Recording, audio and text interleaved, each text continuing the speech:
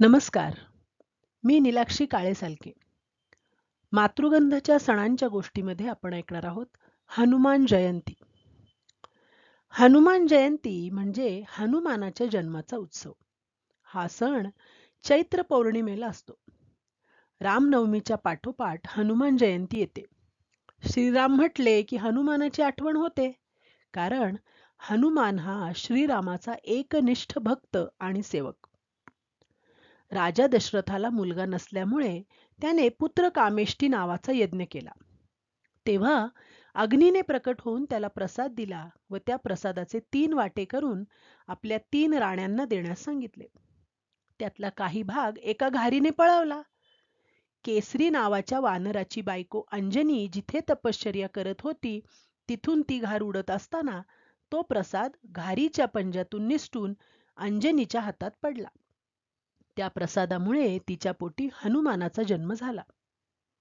हनुमानाच्या जन्माची अशी ही गोष्ट सांगतात की केसरी नावाचा एक वानर होता. त्याची बायको अंजनी हिने मूल होण्यासाठी शंकराची आराधना केली आणि तिला जो मुलगा झाला तो हनुमान. हनुमान वानर होता, पण वानर म्हणजे माकड नव्हे. वानर हे बहुधा दंडकारण्यातले मूळ रहिवासी असावेत. वा नर या शब्दाच्या मूळ संस्कृत व्युत्पत्तीप्रमाणे हा माणूस तर नव्हे, अशी शंका येण्याइतका माणसासारखा प्राणी. त्यांचे पोशाख, तोंडे रंगवण्याची पद्धत व खोडकर स्वभाव यामुळे त्यांना वानर म्हणत असावेत. वानरांचे राज्य दक्षिण हिंदुस्थानात होते व किष्किंधा ही त्यांची राजधानी होती. हनुमानाचा जन्म चैत्र पौर्णिमेला पहाटे झाला. जन्मल्यानंतर थोड्याच वेळात उगवता सूर्य म्हणजे लाल रंगाचे एखादे फळ आहे असे वाटून बाल हनुमानाने आकाशात उडी घेतली आणि सूर्याला पकडण्याचा प्रयत्न केला. सूर्य घाबरला तेव्हा सूर्याला वाचवण्यासाठी इंद्राने आपले वज्र फेकले. ते हनुमानाच्या हनुवटीला लागले. तेव्हा सूर्याला पकडण्याचा प्रयत्न सोडून हनुमान आपल्या आईकडे परत आला. हनुमान किती शक्तिमान होता हे दाखवण्यासाठी ही गोष्ट सांगतात. हनुमानाला रुद्राचा अवतार म्हणतात.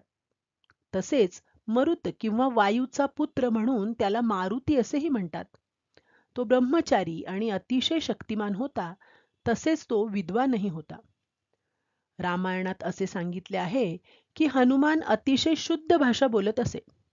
त्याचे भाषा व व्याकरणाचे ज्ञान पाहून श्रीरामही चकित झाले होते.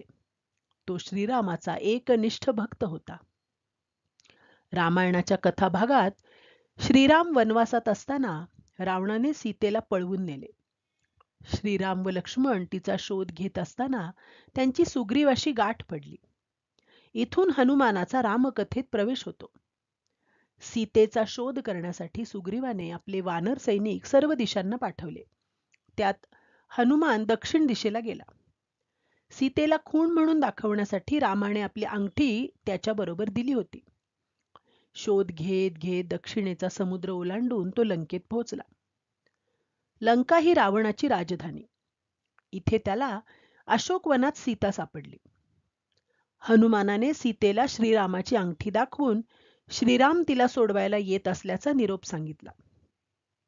खरे पाहता हनुमान स्वतःच्या बळावर सीतेला अशोकवनातून सोडवून श्रीरामाकडे परत नेऊ शकला असता, पण तो श्रीरामाचा दूत म्हणून आला होता, म्हणून त्याने तसे केले नाही.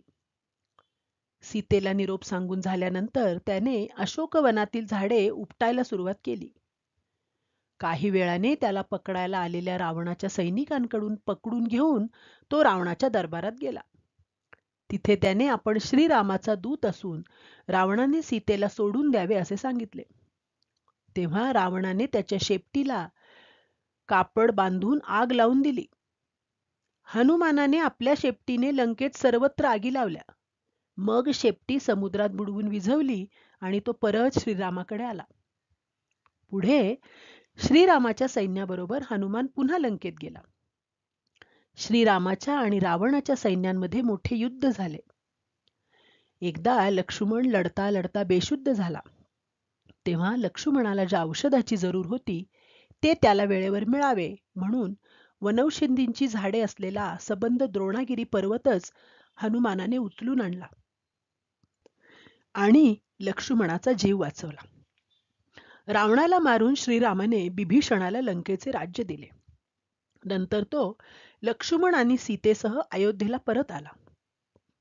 त्यानंतर मात्र हनुमान नेहमी श्रीरामाबरोबर राहिला. राम सीतेच्या कुठल्याही चित्रात श्रीरामासमोर हात जोडून उभा असलेला हनुमान असतोच.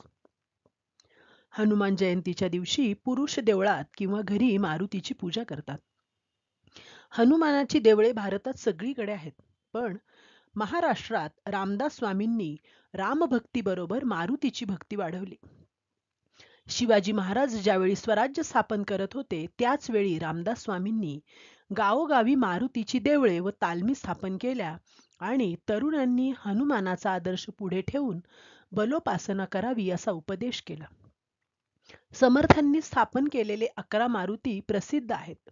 ते असे: 1 शहापूर, 2 मसूर, 3 उमरज, 4 शिराळे, 5 मनपाडळे, 6 पारगाव, 7 माझगाव, 8 बहेगाव, 9 शिंगणवाडी, 10 व 11 असे 2 चाफळ येथे.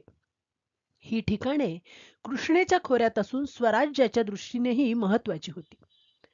शिवाजी महाराजांनी बांधलेल्या गडांच्या महाद्वाराशी हातात गदा घेतलेली मारुतीची मूर्ती आढळते.